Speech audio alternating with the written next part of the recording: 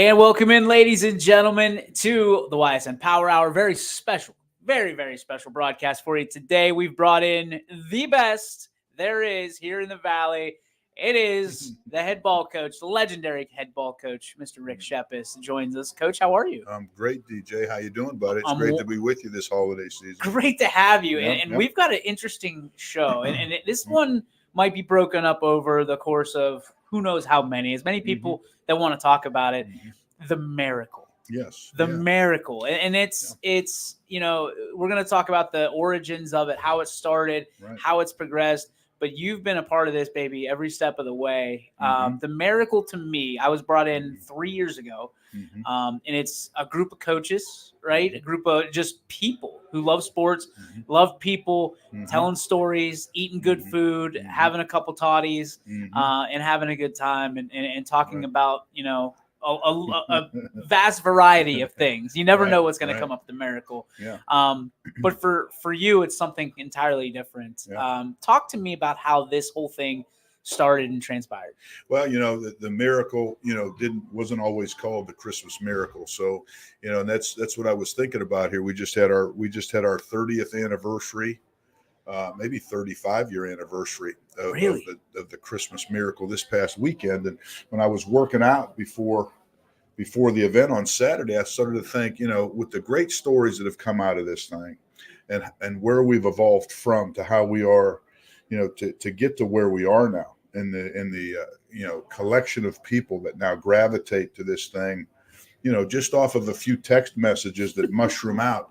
It's really kind of incredible. And the thing, and it became the miracle because of some of the positive things that started to come out of the event that we wouldn't even find out until later on after they took place. So something happened Saturday where there was a connection made because a new individual joined the miracle, which there always an influx of new invitees to the miracle. But there's some kind of conversation that took place. There's some people that connected, and that's going to turn into something big. But we're not going to know about that yet until it starts to express itself and evolve out over the next 3 or 4 months. So I thought, shoot, let me talk to DJ about it, which we talked Saturday briefly about it. And I said, I think it would make a great podcast just to talk about the origins of what used to be just a Viking meat fest of a group of high school coaches and officials that would gather, after our off-season meetings. We just finished the 30-day no contact period. For the high school football programs, all the fall sports really. So normal football coaching behavior would be off-season meetings that would start in the middle of January until about St. Patrick's Day, until it would start to, while the weather was the coldest, while the snow was the deepest, on a Saturday morning at about 8:30, a bunch of, my coaching colleagues would call their staffs together in their own respective locations, and they would start having their off-season meetings to prepare for the upcoming season, which took place on Saturday mornings, all over the Mahoning Valley. And then, we'd basically work for 3 or 4 hours, and then at 11:30 to noon, we would gather at a local establishment, and then, we would have lunch. But the lunch was centered around lamb on a spit. So the original Christmas miracle was at the River Bend, which was a club. I was a puppy when that was around. Down on Poland Avenue, down by the wastewater treatment plant in Youngstown. We would all assemble there, and we would meet there for lunch. We'd let the owner know how many people were coming. A bunch of staffs would start to gather, and then we would have lamb, chicken, pig on the spit, and then we would pay a per pound price for the meat. And then obviously, the spirits, were very cheap and affordable, which was awesome. And then the lamb and the pig would come with, tomato pepper salad or just scallions or cut up onions, tomatoes, and bread. But there were no real sides. This wasn't like going to a regular restaurant. It was just beer and meat. But one day, one of our fellow coaches who rose up through the administrative ladder, after time had passed, while he was still coaching, bit into a tomato pepper salad. And when he pulled, he bit into something that was unusual. We're like, what's the matter here? And he said, this is a cigarette butt here. So he showed us the cigarette butt. We were all tremendously grossed out about what had just took place, and we're like, hey, we can't come here anymore. I mean, it turned everybody's stomach. And, we immediately looked for a new location of the Christmas Miracle, which is where it stood for the longest time at Dubik's Palm Cafe over on Steel Street on the west side. That's where they were doing the lamb, the pork, the chickens, and the Christmas hams at the time. And, for the next 30 years, that cigarette butt took us to Dubik's Palm, and we stayed there really until COVID. COVID kind of put a big dent into the Christmas Miracle. And then Georgie's son, Johnny, over at the Palms, got married and moved out of town. God bless him and his new wife. They're doing well. Good. Living up in Cleveland, but, nobody to run the bandsaw, which was a unique experience at the Palms. So, we recently took, the Christmas Miracle over to the Royal Oaks. Nobody better suited for that than JFK and Louis. And a better location over at the Royal Oaks. So we've been, that's been its home for the last 2 years, and for the foreseeable future, that's where I see the gathering taking place. But, it's good times had by all. It's mushroomed out from the many great coaches that have come out of this area and that'll still come back and be a part of it. The invitation is wide reaching, to the officials, who share in the whole process. And then you'll have administrators come in, superintendents of schools will come in. And then lately it's turned into, there's judges. It's a who's who. Yeah. There's political people, there's business owners there. And that's a kind of unique thing about the Royal Oaks. You can go into the Royal Oaks anytime after about 3 or 4 o'clock, and you'll find just about anybody from every walk of life in Youngstown. From, one of the richest, most prosperous business owners, is just as kind and giving as anybody else, to, a homeless person on the street coming in looking for, just looking to get warm and stay off the street. Looking for a bite to eat. I'll tell you one thing is they never, ever, ever, ever, ever, ever fail you with the food that they put out. That spread on Saturday was unbelievable. Yeah. There was chicken wings, there was chicken sandwiches, ribs, pierogies. Yeah. I mean, they had it was everything for like what, $20 or something like that. Yeah, we've always tried to keep it around $20 a head, and in order to get it there, and this has been the easiest. The last 2 years, the way JFK's done it, has been the easiest thing to put together. Now you can imagine with the increase in pricing, the increase in prices over the last few years, and the rise in cost of just what it takes to cook a lamb, there was a lot more time and effort put into the Christmas Miracle in several years past, just because we would have to determine how many are coming. We'd have to get a head count. We had to get to people a number of times over the course of a 6-week period just to make sure that they were still coming. Yeah. And about a week before the event, it got to the point where we were ordering a couple, 2-3 boxes of chickens, because we needed at least 24 to 30 chickens. Yeah. Because that was the most popular it's good. Of the spitted items that we had. And then, not everybody likes lamb, but lamb got to be $18 or $20 a pound. So now, when you're ordering by the pound and you want to make sure that you have what you need. And then some people really like the Christmas hams that Georgie does there. And I think he's always going to do that on Christmas Eve. So for anybody looking for a Christmas ham, the shout out to Georgie and the Palms, call them. You can get a spitted, Christmas ham. Wow. It's going to cost you, but it surely is delicious. And those are some of the things that our group started to enjoy having. Yeah. So that was tough because you had to collect per pound. Yep. And I bet you, for the bar owner, it's a great opportunity. It's a $5,000 day for the bar owner.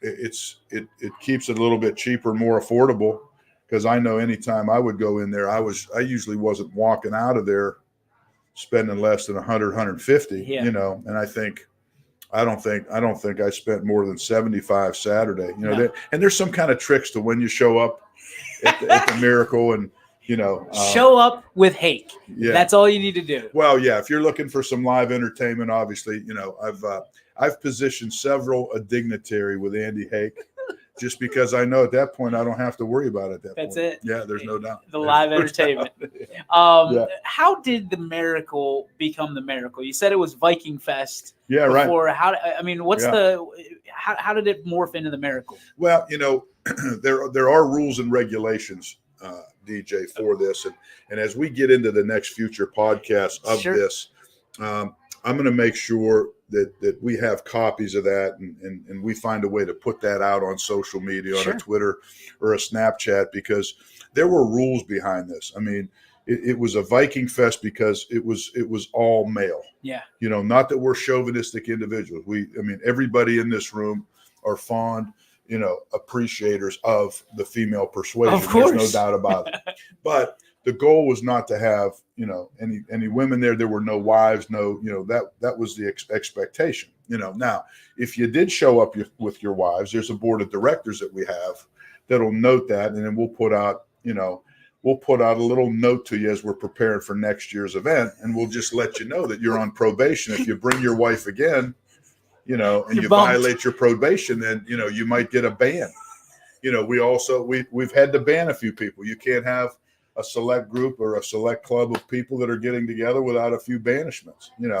And we've had to crack a few heads over the years to say, hey, look, and some of these people very well. Yep, I'm sure. But if they're afraid of telling their wives where to go, and there's some storyline in along with this, because you have to understand the mindset of the coaches. Okay. You have to understand how gracious coaches' wives are during the course of the season. Oh, yeah. To allow their husbands to spend all this time. Yep. And there was a lot more scouting involved in those days. So, in the off season, the husbands would get a little itchy to get out of the house. So, they would put a lot on the head coaches, which I was one of, obviously. So everybody be blaming, Coach Shepis is calling a meeting on a Saturday. What are we going to do in there? It's the off season. But really what they were doing was planting the seed with their wives, and it wasn't their fault. Yep. They're coaching. They got to go to this meeting. And then you go to the Palms for 2 or 3 hours after the meeting's over. No harm, no foul. Usually wives didn't miss their husbands, unless they were getting home after 3 o'clock and in a little bit poor condition than they left under, right? So, I took a lot of blame, I'm sure, in a lot of households, as did the other head coaches that were gathering their staffs, before they would attend the event. But, the other thing was no wine. You couldn't drink just a glass of wine. Okay. This wasn't a sophisticated event any means. No what we would consider, no Shirley Temples, nothing that you'd put an umbrella in as a drink. You're not having a pina colada. Not at all. Okay. This is a shot in a beer crowd. If you're lucky, there's some beers out there, like some Karlovecchia, which is a Croatian beer that George used to have, that you really get some bang for your buck. It's an affordable beer. It's a 16 to 22 ounce bottle. Whew. It'd be similar to drinking a Miller High Life too.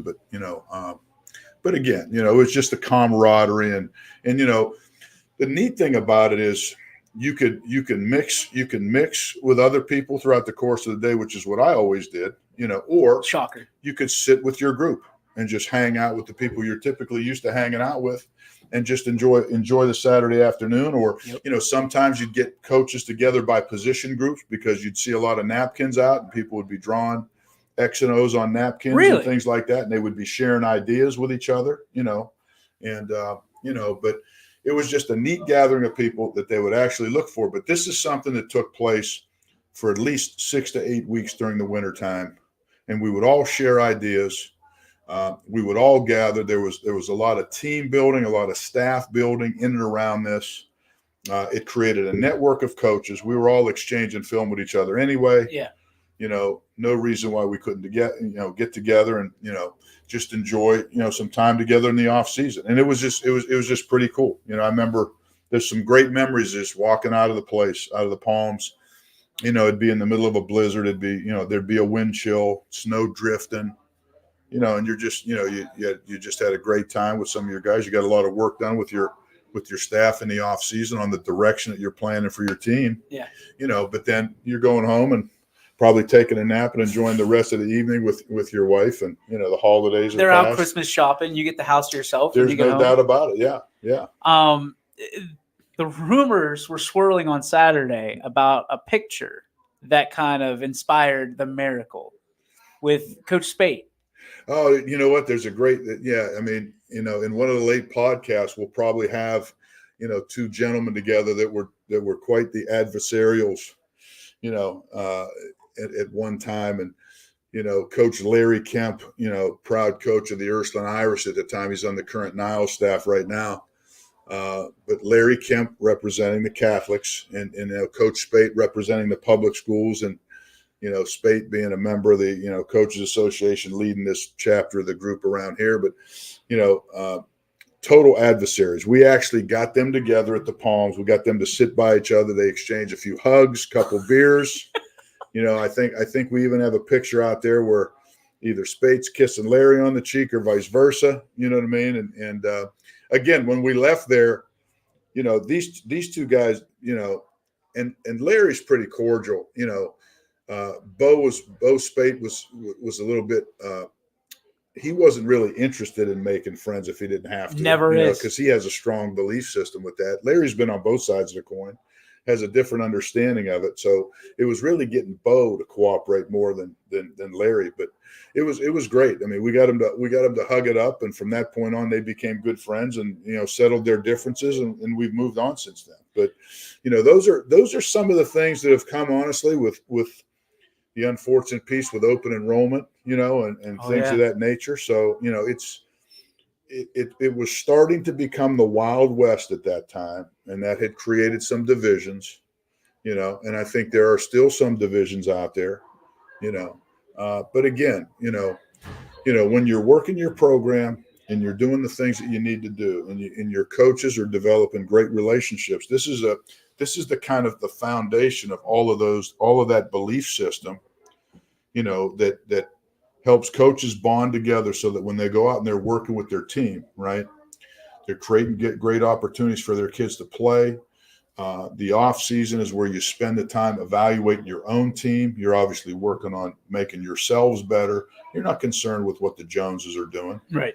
You're trying to make decisions on where you're going with your offensive or defensive scheme, who's going to play key roles in the position scheme. And really, I think from that and from the foundation of that, which I don't think is going on a whole lot anymore in the offseason. It's going on some of the better staffs, but it's not going on all of them. There's separation. Yeah, I don't think there's any question. And I think because of that, you add open enrollment to the equation, and if kids don't feel like they're being thought of, if they don't feel like they're being given an opportunity, I mean, who knows? I mean, you know how it is. It's an immediate gratification day and age. What have you done for me lately? There's no doubt. For you, what are some of your favorite stories you might be able to share with us? Keep in mind it's the internet, and we don't have a rating system, so you're free to share whatever you want. It would be great. I'm going to try to protect some of the brand that I have that is Coach Shepis, but those people that know me well know that I'm very transparent, and that I'm honest. I'm honest, but they're just there are so many great stories, that have come out of the miracle. It's hard to just think in this first excerpt of the Miracle podcast. One of the great stories that came to mind that actually came out. We actually had some deliberation about this on Saturday. So out of the Christmas Miracle, a couple of our staffs went down to the University of Kentucky. We got some early spring ball in at the University of Kentucky, while we parlayed that with a Sweet 16 game in the NCAA tournament. Oh boy! So we got ourselves a hold of some tickets. It was great. I think Georgia Tech was playing Mississippi State in the Sweet 16. Stephon Marbury was playing point guard for Georgia Tech. Great New York City player, ended up playing for the Knicks. Yep. I loved Marbury, so I'm like, hey, let's go down. We'll catch some spring ball, So I want to say it was my staff and a couple of my coaches, which included Chris Albright at the time and Gary Barber, Ronnie Irucci were on staff together, So we get into this debate, and again, we're out. It's going to be a football debate on blocking technique. Right. And, Albright and I come from Mooney. We played for Don Butchie. We believed in the scheme that we ran there. We were taught fundamental leverage. which some schools are still playing with today. But this is the time has forgotten some of these great skills. And then Gary and Albright were debating over some technique, and Albright wanted to show Gary that his ideas were fundamentally correct. I don't think Gary actually took them seriously. So Albright comes off the ball, gets in a tight end stance to base block Gary, who was a great player at Youngstown State University, a great strong safety for us, right? So I don't think Gary realized how serious Albright was. I knew Albright. I saw the look in his eye. His eyes went white. So he comes off the ball at his first block, and he knocks Gary back on his ass. He gets under him, lifts him up, rolls his hip through, and next thing you know, Gary's on his ass, ass over tin cup over the bed, and it took about 10 seconds for him to, shake his face and be like, holy cow, this is for real, So the next time, okay, let's go again, right? Just like you're in a football practice. All right, hey, let's go again. Let's get a whistle on this thing, right? We go again, right? Hey, now Barber gets under Albright. Albright comes off. Barber gets under him. Gets his hands underneath both his armpits and starts to steer him and throws him off the other way. So round 2, it's even up, right? So we got to have the rubber match. But Albright has no sense of sacrificing his body. The guy never has. Yep. He's always been. He was that way as a player, and then as a coach, he's always been live entertainment. From that point on. So they come off the third time, and Gary just said, "Screw this." He swiped Albright's shoulder, knocked him off balance, and it just punched him right in the face. Oh, and then the next thing you know, they're trying to fight each other. I'm diving over the bed to catch a lamp that's about to break, so we don't have to pay any cost, any damages at the hotel. Oh, Irusi's trying to mediate and get in between the two of them just to get them off each other. I took my brother down just to be a part of the whole basketball thing. He's sitting there. He's like, what the heck is even going on with these guys? He's wondering, why they're putting this much effort, into a just getting fired up into a blocking scheme. But that's what you'll find when guys have a belief system. But it was one of the great stories that I remember of all time, and there was really nothing that Gary could do at that point because Albright wasn't going to stop. They weren't in equipment, obviously. Yeah. So him knocking him down and throwing the punch kind of put an end to the thing. The kibosh. Yeah, but two tough guys going at it. But that was one of the great ones. So as we wrap this first chapter of the miracle and kind of like you say, peeling the onion back a little bit. Yeah. How does somebody acquire a ticket to the miracle, or is it just open invitation? Well, it's never been open invitation. Yeah. Like I said, there are ground rules. I have been kind of lax as the elder statesman of the board and one of the original organizers of the miracle. And, I would say this, normally I would send out the rules and regulations of the miracle to everybody so that they know to see if they fit that criteria. Yeah. Right. And then obviously we'd send out the list, and you either got a golden ticket, like a Willy Wonka's golden ticket. The one that you text out? Yeah. Okay, yeah. Fair enough. And that's always designed every year. So the ticket you got this year was designed for this year. Not good for next year. It's not good for next year. I got to earn my. And we've taken notes on who was there. There are some notables. I got to be honest with you. I'm going to be reaching out, Reno Sakach came up from Steubenville last year. He was set to be here with some of his staff members. I hope he's listening today because I'm going to call Reno, and it's not going to be one of those pretty calls. I say, hey, buddy, we came over to see you, over at the Curbstone Coaches, welcomed you up here into Youngstown. You came up and you enjoyed the miracle last year. That was kind of a miracle that he came. Yeah, right? It was awesome. Because that's great rivalries up here. Mooney, Steubenville, big rivalry, right? Ursuline. Well, he was there last year. I know he was supposed to come this year. Yeah. Jim Tressel was supposed to come. He was locked up down in Florida. Sure. From what I heard. Right. Bob Sebo was in attendance. Yeah. I saw some Maslin Tiger jackets. Absolutely. Fresh off their state championship. Absolutely. Some of the, the Elam family, Judge Elam, Phil and Georgia Elam were here with a good friend of mine, John Dietz. They brought me a state championship sweatshirt and said they knew they would want me to have one of these things, being a part of the building of that whole thing, which was great. But yeah, they'll always be Maslin contingent. Albright and Stone were here. Yeah. They were on my staffs down there at Maslin. They still live down there. Yeah, there's Uniontown, Pennsylvania, from some of my Waynesburg assistants that were there. I mean, there's people that make a considerable drive. Pittsburgh was represented strong from a lot of my former players. Yep. How do you get on the list? I mean, is it that simple, or is it? It really isn't complicated. I mean, it's a team building kind of thing for coaches. Yeah. It's kind of an end of the season thing where you're getting together. It can be considered a shallow Christmas also, because you're there, and obviously we're not going to buy gifts for one another. Yeah. That's just not what we do. But, I can buy you a $2 beer. Yep. So it's a great way to just, share some conversations, get a hug, get a handshake. Yep. How's your family doing? What's going on? Catch up, and then move on to a festive holiday season. Shep, so, I think the coolest thing that I saw all 3 years is these guys are at each other's throats during the year for 10, 16 weeks, right? Right. And then they walk through that door at the Royal Oaks. Right. And the hugs, these aren't like just friend hugs. These are, I haven't seen you. I love you. You're a brother. You haven't seen you since COVID hugs. Yeah.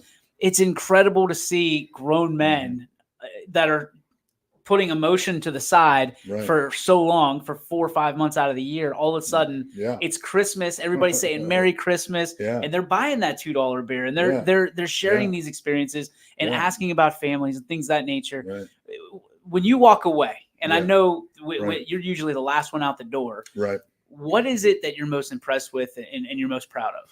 I think this year, the miracle is going to come out of one of my high school classmates and teammates, Johnny Klein. Okay. It was a long time assistant coach here for, he was with Gary at Brookfield, was with Gary and Warren. His dad, Ed Klein, was a mentor, legendary coach in the area, very well thought of, coach at the high school level, coached at Toledo for a spell.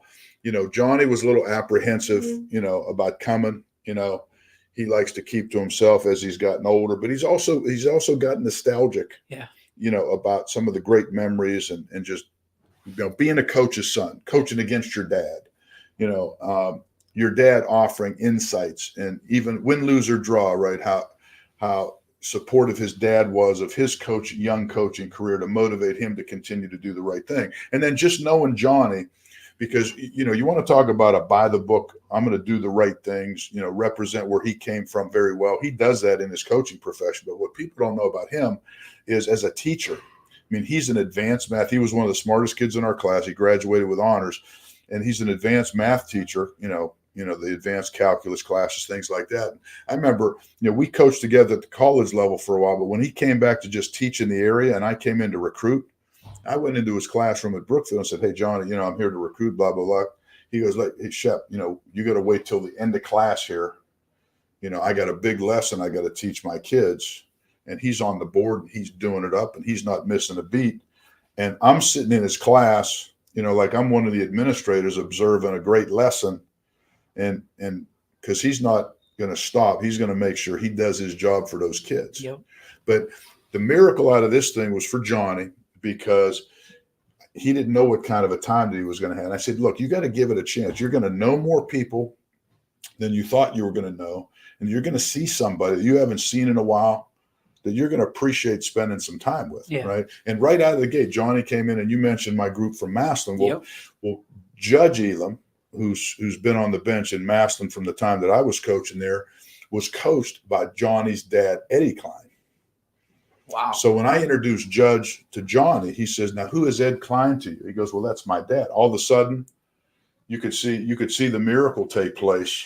And here's Johnny spending time with Judge, and then all Judge is talking about is how appreciated, how much he appreciated, what his dad did for him as a mentor to a young guy going through high school, and gave him credit for where he ended up today. So, you see how that mushrooms into, when they put Kenny Knatzer into the into the YSU Hall of Fame, right? So long overdue, so well deserved that Kenny was to get, put in the YSU Hall of Fame for the work that he did with Tress, right? Well, we had a big to do over there for him, and that's a tentacle of the Christmas miracle, because former players like Frank Rutherford, Jimmy Jones, Matt Hogg, we put together a thing and did the same thing like we normally do for the miracle. Hey, look, we got a special gathering. Kenny Knatz are going in the Hall of Fame. We get a list of guys, we reach out, and then we're like, okay, send to whoever would want to be there, right? Now, involved in that was then while we sat there and watched the contribution of Uncle Bobby Stoops, right, to the D line at YSU, we're sitting back thinking, hey, wait a second here. There's so many people that are integral to the success that coaches have. And Tress is one of the guys that points those things out, right? Sure. Is he one of the greater tacticians of all time coaching wise? Yeah. Strategist. Absolutely. Believes in what he's doing. But without those components, without guys like a Bobby Stoops, without a Ken Knatz, or without a Mark D'Antonio, a Jim Bowman, all these people that contributed to his successes, obviously, which he honors, that's what it's all about. So that's how. So from that gathering came the birthday party for Coach Stoops, which those guys don't want accolades for what they're doing because that's what they do. That's their vocation. They have a passion for young people, and that's why they did it. But the greatest thing that happened, with Coach Stoops was when his South High Warriors showed up, to pay him honor, and they were there in number. And let me tell you something, there was not a dry eye in the place, with Bobby Stoops and his wife and his 2 kids for the expression of love that his South High Warriors paid him when they showed up that party. Not that the YSU thing wasn't primary, but him at the helm of South High and the big games that they won, going down to Camp McKinley and beating them, and some of these stories these guys tell that that Brian Morrow will tell, Brian and Dwayne Morrow, and you got Terry Chapman in that group. I mean, a lot of these guys that I grew up with and played, basketball on the playground with, Fedesky was out there telling stories with Hake about the City Series. And I mean, the stories I love. Yeah. And that's why I love being the age that I am, because, I wouldn't be who I am if I didn't grow up around all those guys who were passionate, not driven by money. Yeah. But driven by the time they spent with young kids, coaching them and mentoring them. And they still do it today. Absolutely. They're still involved in it. But that's all, it's really all a part of the Christmas miracle. I mean, it really is, because that's how we get the word of mouth out there to gather. So there's a lot of people involved in it. There's some great things that have come up, because of it. Great relationships made, and it's good when guys get to that age when they want to talk about those things. Yeah. Especially after you've been through COVID and there's some unfortunate people that have passed on. We've all had great people in our lives pass on with this thing. That's what makes it even more important. Special. You got Larry Kemp and Fedesky closing the thing out. Yep. At the end of the day, Army Navy's on. Oh, that was cool. Yeah. Watching you and the other coaches kind of break down in live action Army Navy game. Yeah, that was one of the coolest things I've ever experienced. Well, yeah, coaches, we watch games totally differently. When they don't call it, they don't call fans fanatics for nothing. Right. We watch the game as coaches, and we see a lot of times we see the game within the game, or we'll see pulling guards and a pulling guard here, a naked guard, leading the boot pass in the opposite when the rest direction. of us are watching the football. Yeah, right. Yeah, I mean I mean, you got Bob Spate, who's literally 4 feet from me, watching this game. He's got a single chicken wing by the way, in his hand, and he's almost tearing up talking about the pageantry of Army Navy, and I've been there 3 times. If you got to cross it off your bucket list, and you got. I mean, Andy's Andy, right? I love him. He's one of my best friends. But the reality is watching Andy watch a game, watching you, Fedesky, and Bob Spate watch a game is different than the way I watch a game. And just watching you guys watch a game was entertainment to me. Well, when Gary Barber and I were young coaches, we coached with Spate. Our first year was with Fred Thomas, who made a cameo appearance. And again, that's why we coined the phrase Christmas miracle. Here's Fred Thomas, right? it mattered to him enough to get in the car and drive, an hour and 15 minutes one way to come and hang out to see the guys. Because he coached here at Youngstown, at Girard, and then when he was at Walsh and doing his thing at Malone, he was recruiting the area again. So it's very, very cool. Yeah. I mean, there's going to be story after story with that. Well, I'm looking forward to continuing this with you. Just the first chapter and what I hope is a great series with you and some people involved. So thank you for your time today. Appreciate you as always. Thanks, CJ. You're always, that seat's always open for you, Shep. Anytime you got some time. So yeah, I enjoy it. Appreciate you, and we'll see you next time, man. Yeah, sounds great, DJ. Thanks. We'll see you guys next time. Power Hour tomorrow, 3 to 4, right here on YSN. Merry Christmas. Yeah, Merry Christmas. YSN thanks you for watching this presentation of Your Sports Network. For stories, stats, and more, go to YSN.